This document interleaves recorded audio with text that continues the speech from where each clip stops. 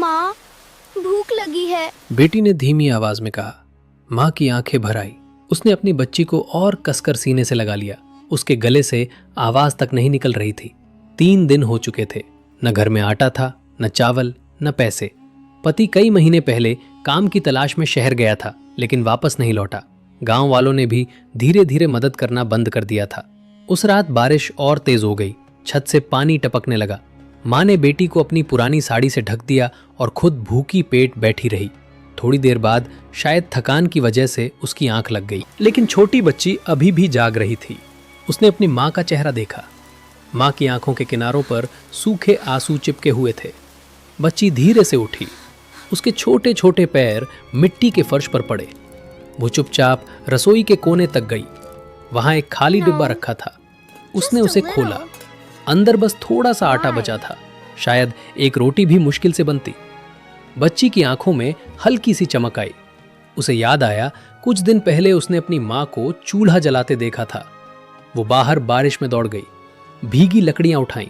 हाथ कांप रहे थे। कपड़े भीग चुके थे। फिर भी वो हार नहीं मानी। किसी तरह लकड़ियां अंदर लाईं और चूल्हे के पास बैठ गई। उसने कई बार कोशिश की, लेकिन चूल्हा नहीं जला। धुआं उसकी आंखों में भर गया। वो खांसने लगी। लेकिन अगले ही पल उसने फिर कोशिश की। इस बार छोटी सी चिंगारी जल उठी। बच्ची के चेहरे पर मुस्कान आ गई। उसने जल्दी से आटा गूंथा। उसके छोटे हाथों से आटा बार बार गिर रहा था। गोल रोटी भी नहीं बन पा रही थी, लेकिन उसके मन में बस एक ही बात थी, माँ भूखी है। थोड़ी देर बाद टेढ़ी मेढ़ी सी एक छोटी रोटी चूल्हे पर सिकने लगी। उसी समय माँ की आंख खुली। उसने सामने देखा, उसकी छोटी सी बेटी धुएं से भरे कमरे में बैठी थी। आंखों से आंसू बह रहे थे। छोटे हाथ जल चुके थे, लेकिन वो रोटी सेक रही थी। माँ कुछ पल तक समझ ही नहीं पाई। फिर वो दौड़कर बच्ची के पास गई। ये क्या कर रही है तू?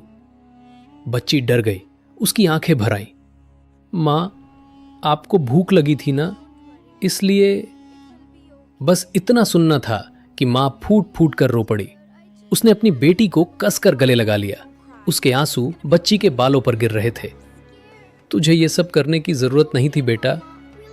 बच्ची मासूमियत से बोली। अगर मैं खाना नहीं बनाती तो आप फिर भूखी सो जाती। माँ का दिल टूट गया। उसने देखा बच्ची के छोटे हाथ जल गए थे। उंगलियों पर छाले पड़ चुके थे, लेकिन उस मासूम चेहरे पर फिर भी खुशी थी, क्योंकि उसने अपनी माँ के लिए रोटी बना ली थी। बारिश अब भी हो रही थी, लेकिन उस छोटे से घर में पहली बार चूल्हा जल रहा था। माँ ने आधी रोटी तोड़कर बच्ची को खिलाई, आधी खुद खाई। दोनों एक दूसरे को देखते हुए रोते रहे। अगली सुबह पड़ोस की एक बूढ़ी औरत वहां आई। उसने रात का सब कुछ देखा था। उसने गांव वालों को सारी बात बताई। धीरे धीरे पूरा गांव उस घर के बाहर इकट्ठा हो गया। किसी ने आटा दिया, किसी ने चावल, किसी ने पैसे। एक आदमी बोला, जिस बच्ची ने भूखे रहकर अपनी माँ के लिए चूल्हा जलाया, उस घर में अब कभी भूख नहीं रहेगी।